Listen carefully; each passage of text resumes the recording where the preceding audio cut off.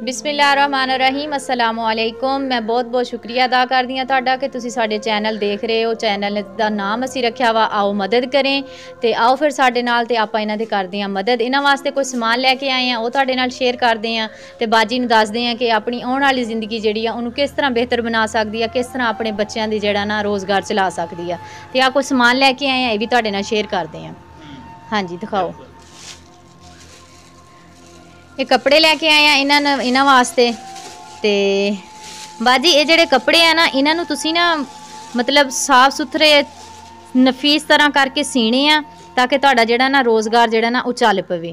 फर्ज करो आज इस तरह आ कट्ठा कपड़ा वा, हुण ये तुसीं अपनी महारत दे नाल इहदे चों जिन्ने सूट बच्चों दे बना सकदे हो। वो भी कट्ठा कपड़ा, उहदे विचों भी तुसीं सूट बनाना वा। इहदे चों भी तुसीं फ्राकां वगैरह जिस तरह हुंदियां बच्चियां दियां, ते ओह तुसीं छोटे छोटे करके अगर सिलाई करोगे ते ओह तुसीं बेचोगे ना, ते तुहाडे वास्ते ना रोज़गार एक किस्म दा चल पेगा, अच्छा रोज़गार चल पेगा। ते असीं इंशाअल्लाह दोबारा चक्कर लावांगे, असीं तुहाडा कम्म देखांगे, ते असीं इंशाअल्लाह फिर दोबारा आवांगे। असीं देखांगे कि तुसीं जेहड़ा ना किस तरह सिलाई कर रहे हो, किस तरह वो कर रहे हो। नलकियां भी लैके आए हैं नाल। हाँ जी, तकरीबन हर कलर दी नलकी। हाँ जी, हर रंग दी नलकी है ये, ते ये तुहाडे वास्ते आसानी हो जाएगी। तुसीं जेहड़ा ना जेहड़े रंग दा सूट सीओगे विचों नलकी कढ के तुसीं सी सकदे हो। हाँ जी, हाँ जी। ते ये तुसीं छोटे छोटे बच्चों दे बनाओ, फ्राकां बनाओ, ते जिद्दां रेडीमेड तरह एक हुंदे आ ना, थोड़ी सफाई नाल सीओ, इस्त्री मार मार के सीओगे ना, ते तुहाडे जेहड़े ना सफाई नाल जेहड़े सिले हुए कपड़े होणगे वो अच्छी तरह सिल जाणगे, ते ये तुहाडा ना एक मुस्तकिल रोज़गार चल पेगा।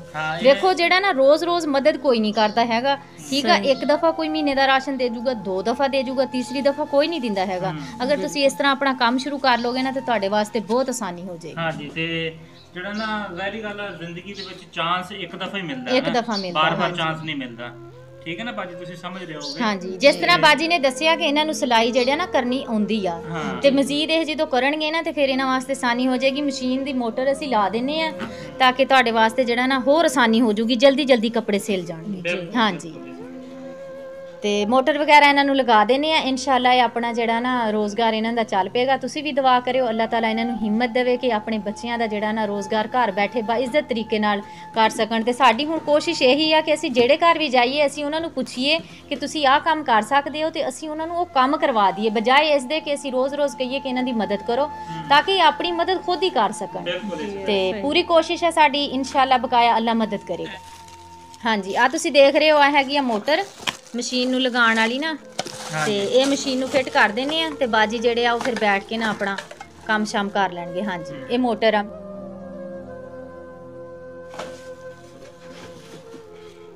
हाँ जी मेरे भैन भराओ, तुसीं समान देख सकदे जे, मशीन आ गई, मोटर आ गई, कपड़े आ गए, नलकियां आ गईयां, ते इंशाअल्लाह ये हुण अपना काम जेहड़ा ना बासानी जेहड़ा ना वो कर सकणगे।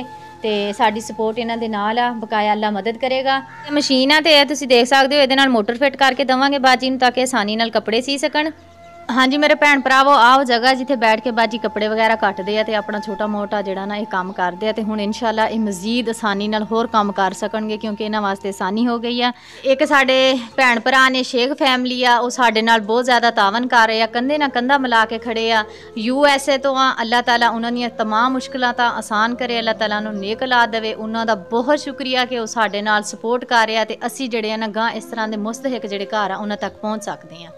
ते बहुत शुक्रिया उन्हां दा। ते इंशाअल्लाह बाजी जेहड़े आ हुण अपना काम करनगे, ते असीं कुछ दिनां बाद आके देखांगे कि बाजी किस तरह दा काम कर रहे आ, ते असीं इन्हां नूं सपोर्ट करांगे। ठीक आ, खुश रहो, अपना ख्याल रखो, ते तसल्ली नाल तुसीं काम करदे रहो, ते इंशाअल्लाह तुसीं जेहड़ा ना अपना रोज़गार चला सकदे हो। ठीक हो गया। ते तुसां जेहड़ा ना एक साडी भेण है, उंदी बेटी दी शादी है, ते एक उन्हां दा बेटा रून ते हादिया, उन्हां वास्ते तुसां दुआ करनी है कि अल्लाह ताला उंदी धी दे नसीब अच्छे करे, अल्लाह ताला उको आपदे घर च खुश रखे। हाँ जी, आमीन आमीन। चलो सानू दो इजाजत, अल्लाह दे हवाले।